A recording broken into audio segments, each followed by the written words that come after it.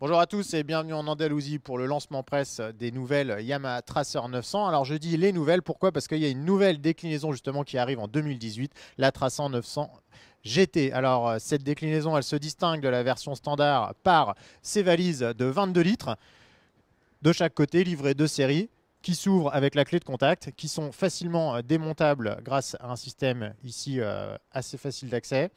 Ces valises, elles peuvent contenir, bon, on va dire un sac à dos, des bottes, quelques vêtements, mais pas un casque, ça c'est pas possible. Mais n'empêche que ça rend plutôt bien service. Cette déclinaison GT, elle adopte aussi un écran TFT dérivé des R1 et de la MT10 SP. Donc c'est un écran en couleur, très lisible, qui se commande depuis le guidon, donc quelque chose de très joli, un peu plus premium que finalement que sur la version standard. On a aussi un shifter à simple effet dérivé de la dernière MT-09. Nous avons aussi un régulateur de vitesse ainsi que des poignées chauffantes, donc sur cette version à 12 199 €. La version standard, elle reçoit quelques modifications, dont la première, c'est un nouveau réglage en fait pour la hauteur du pare-brise sur 5 cm. Donc désormais, on peut le faire d'une main, vous voyez. Hop, on peut le faire en roulant, alors qu'avant, ça passait par deux molettes de chaque côté, qui n'étaient pas forcément faciles à manipuler en roulant. Donc ça améliore forcément, on va dire, le côté pratique. Et la protection reste globalement similaire à celle de l'an passé, puisque bon, ils ont revu un petit peu le galbe de la bulle, mais ça ne change pas forcément grand-chose. La selle passager et pilote a été revue au niveau de la densité pour offrir un meilleur confort. Sur ce point, on a un petit peu partagé. C'est pas vraiment probant, en tout cas au niveau du pilote. Le confort est plutôt moyen pour une moto à vocation routière. À l'arrière, en revanche, c'est mieux puisque la selle est un peu plus large et le passager profite de surcroît de poignées de maintien qui sont plus reculées qu'auparavant. À noter qu'en duo, on a constaté qu'en fait les platines repose-pied étaient situées un petit peu trop près l'une de l'autre, celle du pilote et celle du passager, ce qui fait qu'en fait les pieds viennent se télescoper assez facilement dès qu'on recule un petit peu le pied pour le conducteur, il vient au contact du pied du passager, donc ça pourrait être un petit peu revu. Au niveau des autres changements communs aux deux motos, c'est l'allongement assez conséquent du bras oscillant qui est plus long de 6 cm par rapport à la version précédente. Alors forcément, ça augmente l'empattement de la moto qui passe à 1500 mm. Le but avoué en fait par Yamaha, c'est donc d'améliorer la motricité, mais aussi la stabilité de sa Tracer en 900 qui était un petit peu critiquable à ce niveau-là, surtout à haute vitesse. Désormais, la moto évidemment est plus stable, hein, bien sûr. Par contre, elle a perdu en maniabilité, en agilité. Elle demande un effort supplémentaire pour être inscrite sur l'angle. Donc, ça offre des qualités, mais aussi des désavantages, notamment, on va dire, en termes de conduite active, dynamique, où la moto est un petit peu, est un petit peu plus physique. Bon, reste qu'avec 214 kg tout plein fait pour la version standard, ça reste une moto très légère, donc qui se manie quand même sans trop de difficultés. Au niveau du moteur, c'est le même que l'année dernière, donc un 3 cylindres de 115 chevaux et 87,5 Nm de coupe.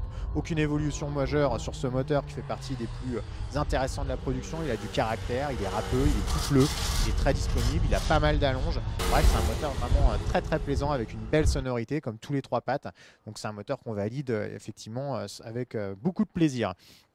Autre changement, vous le voyez, c'est au niveau de la face avant, qui a quand même pas mal évolué au niveau du design. C'est un petit peu moins acéré, incisif que la version précédente. C'est moins manga dans le style. Donc, c'est des lignes un petit peu plus consensuelles, un peu plus japonaises. Ça permet aussi d'affiner la face avant et notamment aussi grâce à des nouveaux protège-mains qui sont donc beaucoup plus fins qu'auparavant. Donc la protection y perd un petit peu. Par contre, le look voilà, est un peu moins fulgure au tronc comme c'était le cas auparavant. Dernière modification d'envergure sur ces motos, c'est la largeur du guidon qui diminue. Donc elle diminue de 20 mm concernant le guidon et en tout, toute la largeur diminue de 10 cm. Donc c'est-à-dire que Yamaha a vraiment bien raboté, donc grâce justement au nouveau pare-main. Grâce aussi aux fixations qui diminuent un petit peu de largeur. Donc ça fait une prise en main un petit peu plus naturelle, là où avant la moto naviguait entre le genre trail et le genre un peu super motard avec un guidon très très large. Donc la protection y gagne aussi, puisqu'on a les bras moins écartés. Donc au niveau du buste et des épaules, c'est quand même un petit peu mieux.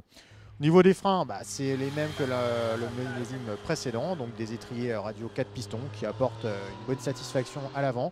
À l'arrière, c'est plus mitigeux avec un toucher au niveau de la pédale un peu spongieux, une puissance qui est pas énorme, donc il ne faut pas hésiter à solliciter le frein de manière active, on va dire. Suspensions, elles ont été revues cette année, donc avec des nouveaux seatings.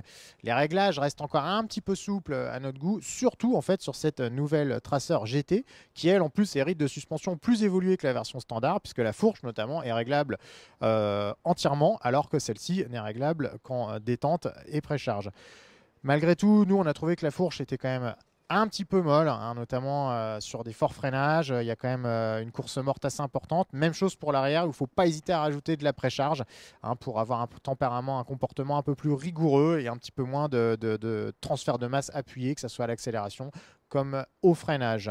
Voilà, donc en gros, tous les fondamentaux de la Tracer 900 sont reconduits, hein, à savoir une moto bien, très bien équipée de série, puisqu'elle reçoit donc ses pare-mains, ce pare-brise réglable, une prise 12 volts, un guidon réglable, une selle réglable en hauteur, elle reçoit des poignées passagers, une béquille centrale, donc une dotation de série vraiment très intéressante, un anti-patinage aussi réglable, plusieurs modes, plusieurs cartographies d'injection.